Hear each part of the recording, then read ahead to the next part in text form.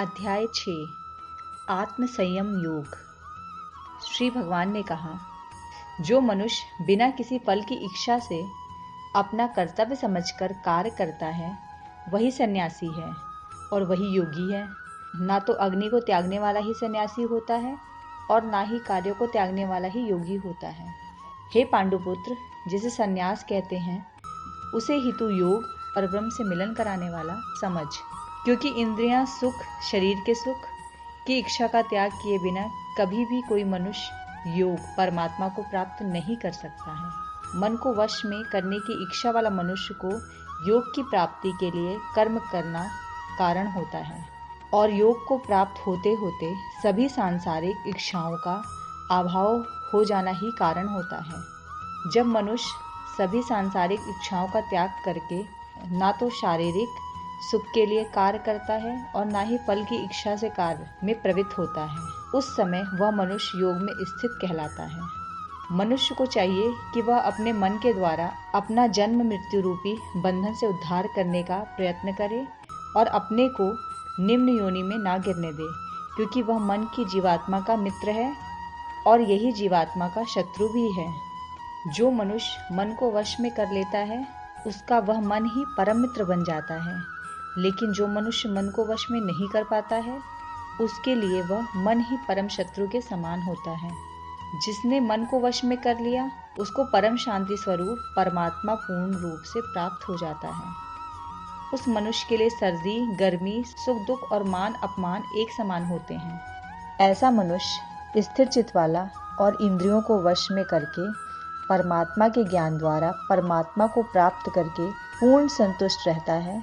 ऐसे परमात्मा को प्राप्त हुए मनुष्य के लिए मिट्टी, पत्थर और सोना एक समान होते हैं। ऐसा मनुष्य स्वभाव से सभी का हित चाहने वाला, मित्रों और शत्रुओं में, तथास्तों और मधास्तों में, शुभ चिंतकों और ईर्ष्यालुओं में, पूर्णात्माओं और पापात्माओं में भी एक समान भाव रखने वाला होता है। ऐसा मनुष्य निरंतर मन सहित शरीर से किसी भी वस्तु के प्रति आकर्षित हुए बिना तथा किसी भी वस्तु का संग्रह किए बिना परमात्मा के ध्यान में एक ही भाव से स्थित रहने वाला होता है। योग के अभ्यास के लिए मनुष्य को एकांत स्थान में पवित्र भूमि में ना तो बहुत ऊंचा और ना ही बहुत नीचा कुशा के आसन पर मुलायम वस्त्र या मृगछाला बिछाकर उस पर दृढ़तापूर्वक बैठकर मन को एक बिंदु पर स्थित करके चित्त और इंद्रियों की क्रियाओं को वश में रखते हुए अंतकरण की शुद्धि के लिए योग का अभ्यास करना चाहिए। योग के अभ्यास के लिए मनुष्य को अपने शरीर, गर्दन तथा सिर को अचल और स्थित रखकर नासिका के आगे के सिरे पर दृष्टि स्थित करके इधर उधर अन्य दिशाओं को ना देखता हुआ बिना किसी भय से इंद्रियां, विषयों से मुक्त ब्रह्मचर्य व्रत में स्थित मन को भली भांति शांत करके मुझे अपना लक्ष्य बनाकर और मेरे ही आश्रय होकर अपने मन को मुझ में स्थित करके मनुष्य को अपने हृदय में मेरा ही चिंतन करना चाहिए। इस प्रकार निरंतर शरीर द्वारा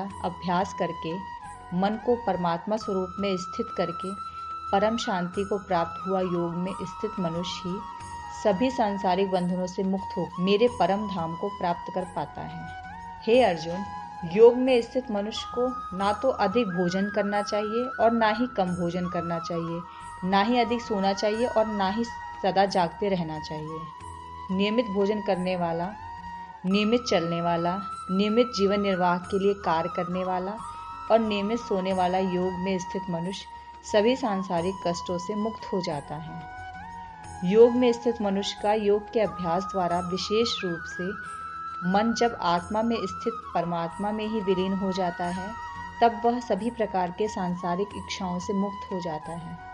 उस समय वह पूर्ण रूप से योग में स्थित कहा जाता है।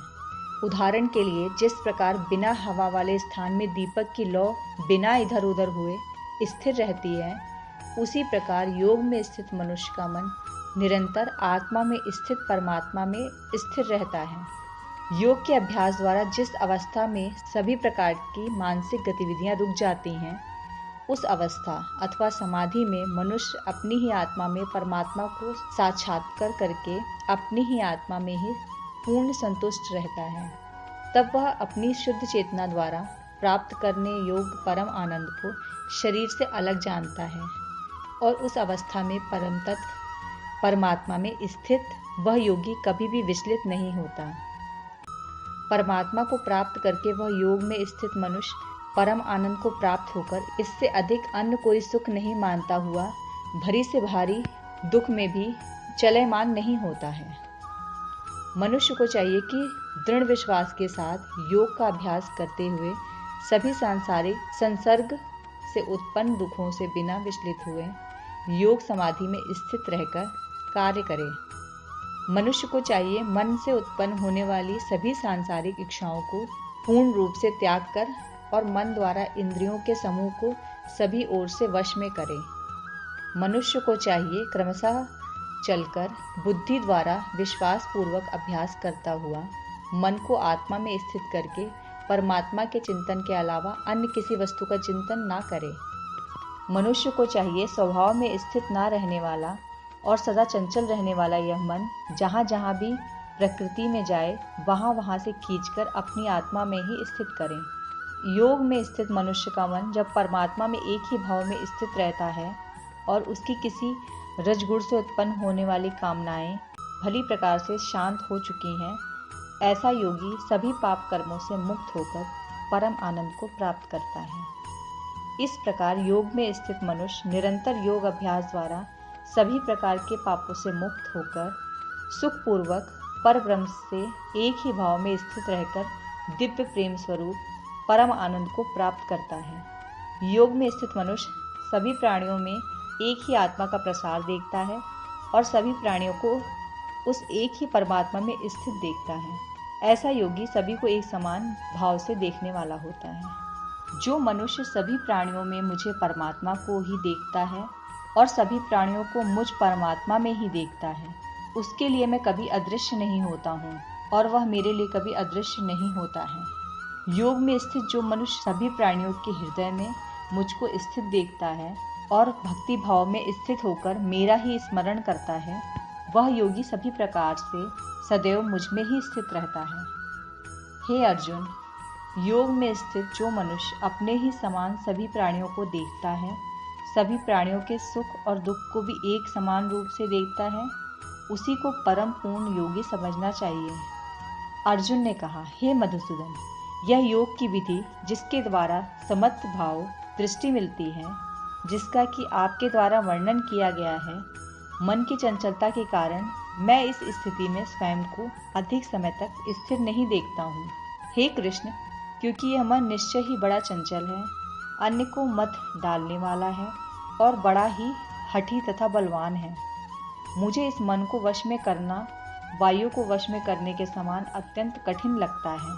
श्री भगवान ने कहा, हे महाबाहु कुंती पुत्र, इसमें कोई संशय नहीं है कि चंचल मन को वश में करना अत्यंत कठिन है, किंतु इसे सभी सांसारिक कामनाओं को त्याग अर्थात वैराग और निरंतर अभ्यास द्वारा वश में किया जा सकता है। जिस मनुष्य द्वारा मन को वश में नहीं किया गया है, ऐसे मनुष्य के लिए परमात्मा की प्राप्ति योग असंभव है, लेकिन मन को वश में करने वाले प्रयत्नशील मनुष्य के लिए परमात्मा की प्राप्ति योग सहज होता है, ऐसा मेरा विचार है।